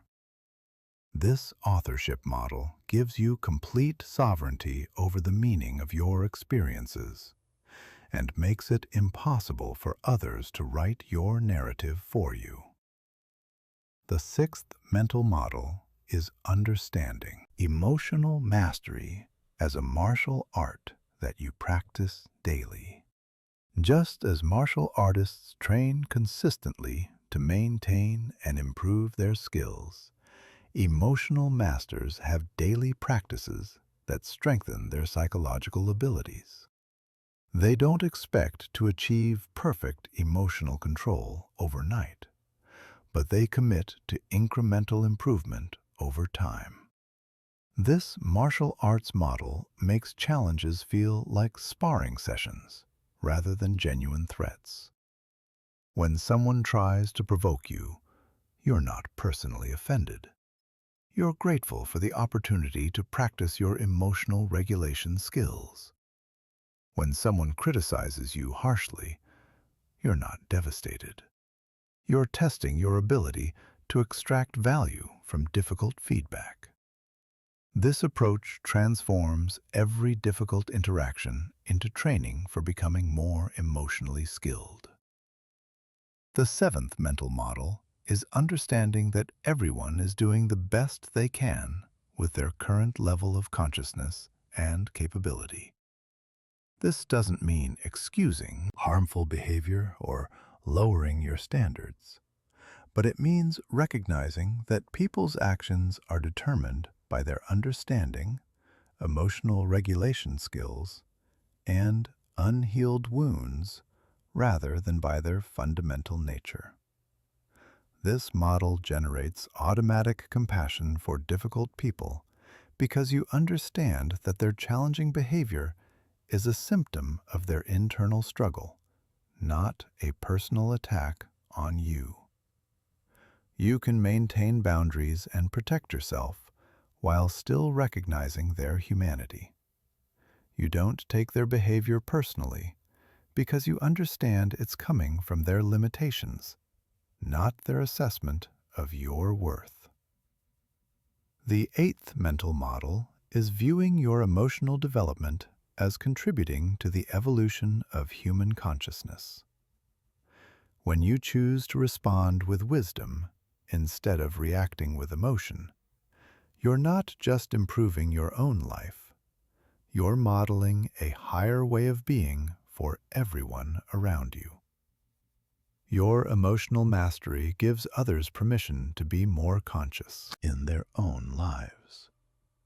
This larger purpose model makes the effort required for emotional mastery feel meaningful rather than burdensome. You're not just working on yourself for selfish reasons. You're contributing to humanity's collective emotional intelligence.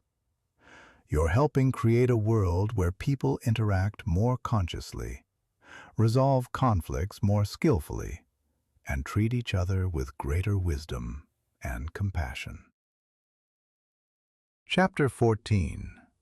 Building Systems that Protect Your Peace Automatically. True emotional freedom doesn't come from constantly monitoring your reactions and trying to stay calm through willpower alone. It comes from building systems, environmental, social, and personal structures that automatically protect your emotional well-being and reduce your exposure to unnecessary stress. The most emotionally resilient people don't just have better coping skills. They have better life systems that prevent many problems from occurring in the first place. The first system to build is environmental design that supports emotional regulation. Your physical environment has a profound impact on your emotional state, and small changes can make enormous differences in your daily stress levels. Create spaces in your home that promote calm, areas that are clean, organized, and free from unnecessary stimulation. Remove or minimize visual clutter that creates background stress. Add elements that promote relaxation, like plants, natural light, or calming colors. Design your work environment to minimize stress triggers whenever possible. This might mean organizing your workspace to reduce visual chaos, using noise-canceling headphones to limit auditory distractions, or positioning your desk to avoid constant visual interruptions. If you can't control your physical work environment, create a portable calm kit. Items like essential oils, calming music, or stress relief tools that you can use to regulate your environment wherever you are. The second system involves curating your information diet. Most people consume information reactively, exposing themselves to news, social media, and conversations that increase their stress levels without providing any real benefit. Create intentional boundaries around information consumption. Limit news exposure to specific times and sources rather than allowing it to constantly intrude on your mental space. Curate your social media feeds to minimize exposure to outrage, drama, and negativity. Be especially careful about consuming information first thing in the morning or last thing before bed. Your brain is most impressionable during these times, and starting or ending your day with stressful information creates a reactive mental state that colors your entire experience. Instead, begin and end your days with content that inspires, educates, or calms you. The third system is building a social environment that supports your emotional well-being. This means being strategic about who you spend time with and how you structure your relationships. Gradually reduce time spent with people who consistently drain your energy, create drama, or trigger your worst impulses. This doesn't necessarily mean cutting people out completely, but it does mean being intentional about when, where, and how you interact with them. Simultaneously, invest more time and energy in relationships with people who inspire you to be your best self, who handle conflict maturely, and who share your commitment to personal growth. These relationships become a source of strength and stability that helps you handle difficult people in other areas of your life. The more surrounded you are by emotionally mature people, the less reactive you become to the immature behavior of others. Create clear boundaries around your time and energy. Learn to say no to requests, invitations, and commitments that don't align with your values or goals. Most people-pleasing behavior stems from guilt about disappointing others. But saying yes to everything means saying no to your own well-being and important priorities. Practice responding to requests with phrases like, "Let me check my calendar and get back to you," rather than automatically agreeing to everything. The fourth system involves building buffer zones around stressful situations. Instead of rushing from one challenging situation to another, create transition time that allows you to regulate your emotions and reset your energy. If you have a difficult meeting scheduled, build in 15 minutes afterward for breathing, journaling, or other regulation practices. If you're going to spend time with a challenging person, prepare mentally beforehand and plan self-care activities afterward. Use commute time strategically to transition between different environments and roles. Instead of using travel time to make calls, check emails, or consume stressful content, use it to decompress. Listen to calming music, practice gratitude, or mentally prepare for what's ahead. This transforms potentially stressful transition time into opportunities for emotional regulation. The fifth system is creating accountability and support structures for your emotional development. Find people who share your commitment to emotional growth and create regular check-ins where you can share challenges, celebrate progress, and learn from each other's experiences. This might be a formal coaching relationship, a growth-minded friend, or a support group focused on personal development. Having external accountability makes it much easier to maintain your emotional regulation practices when you're busy, stressed, or discouraged. It also provides perspective when you're too close to a situation to see it clearly. Other people can often spot patterns in your behavior or suggest strategies that you might not see on your own. The sixth system involves automating your stress management practices. Instead of trying to remember to regulate your emotions when you're already triggered, build regulation practices into your daily routine so they happen automatically. Set reminders on your phone to do breathing exercises at regular intervals.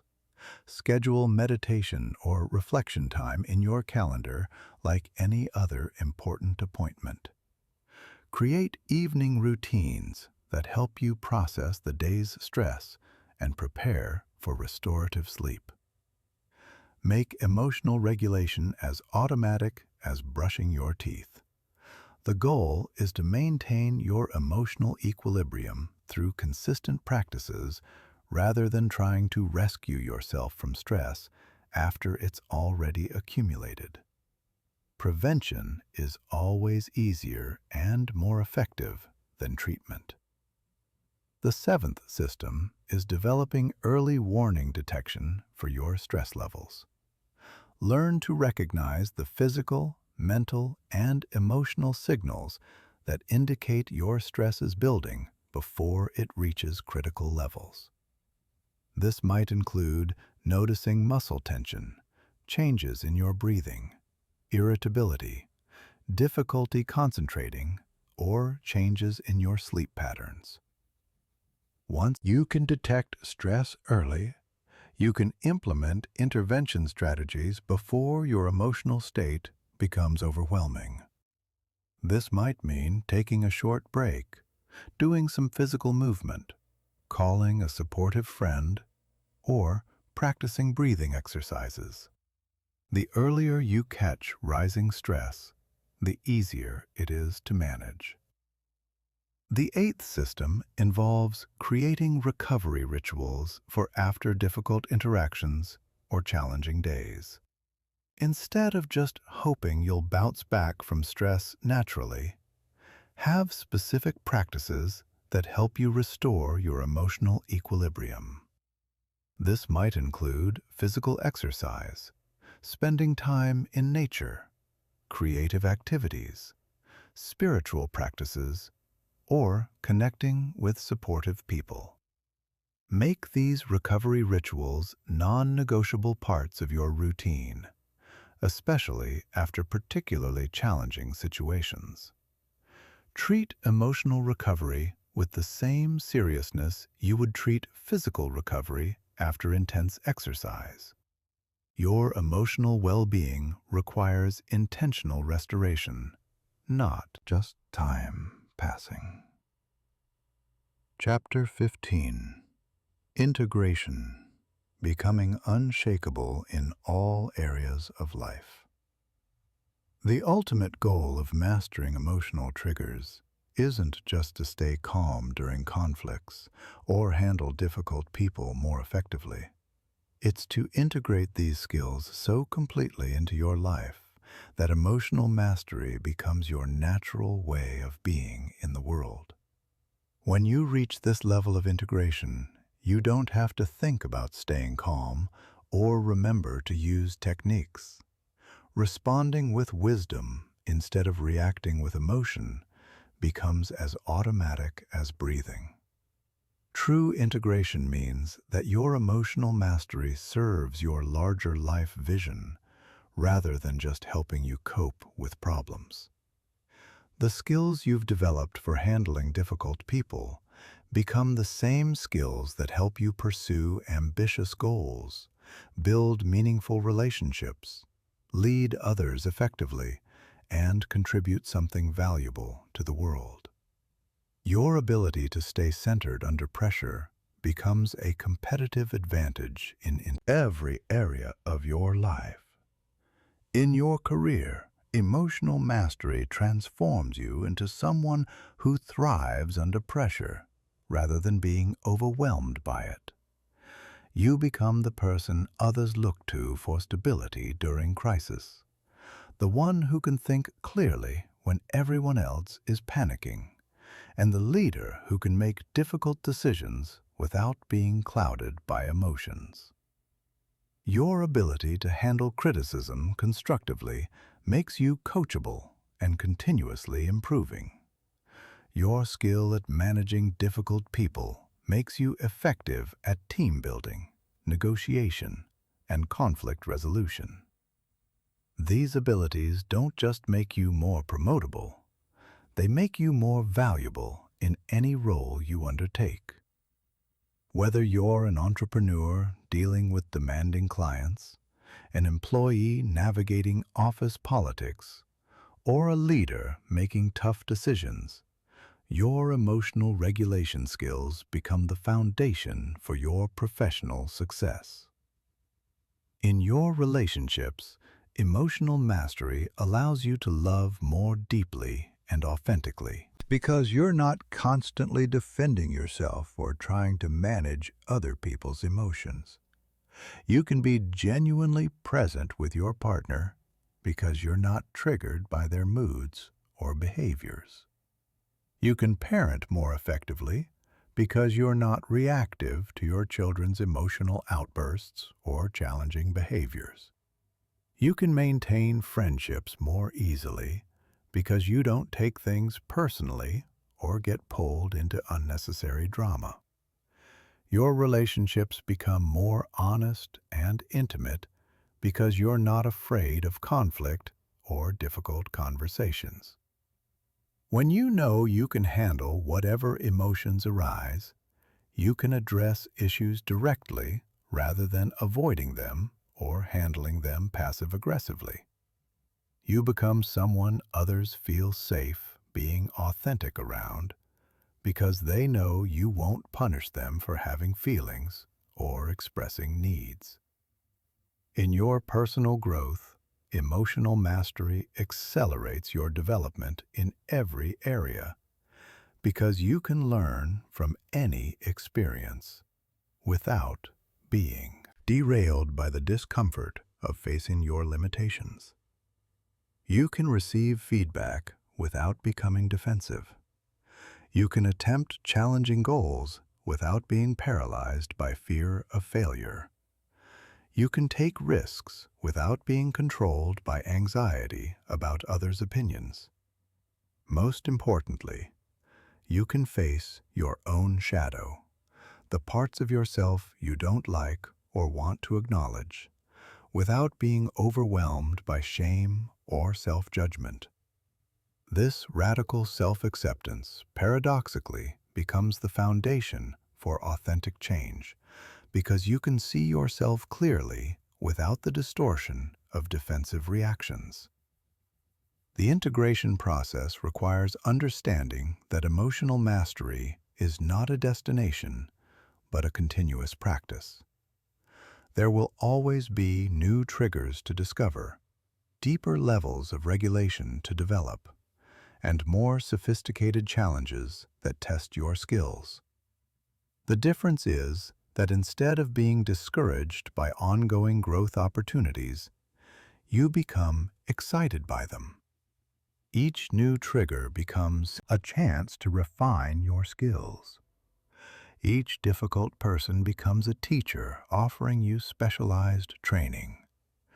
This growth mindset transforms your entire relationship with challenge and difficulty. Instead of hoping for an easy life where nothing ever triggers you, you develop confidence that you can handle whatever life presents. You stop trying to control external circumstances and focus entirely on developing your internal capabilities.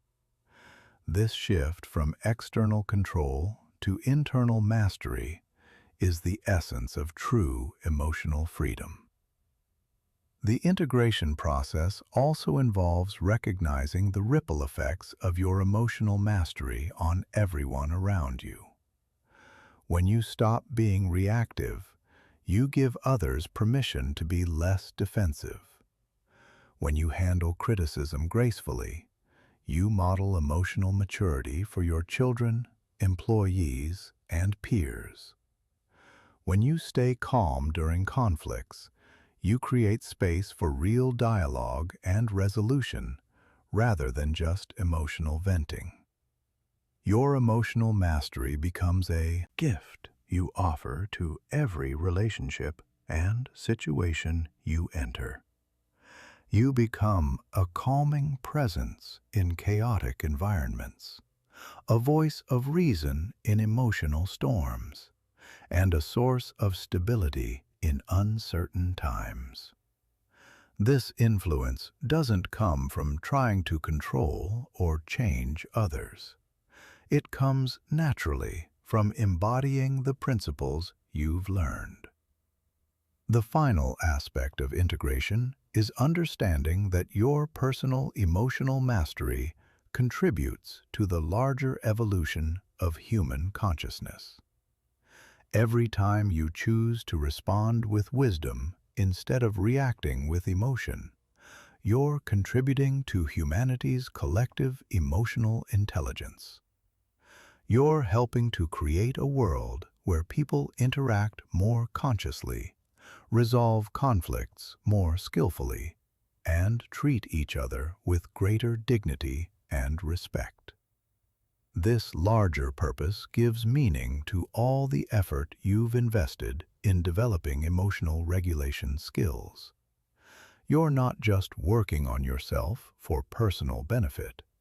You're modeling what's possible when human beings commit to growing beyond their automatic patterns and reactive impulses. You're proof that people can change, that emotional mastery is achievable, and that there's a better way to navigate the challenges of human relationships. Remember that integration is not about becoming perfect or never experiencing difficult emotions.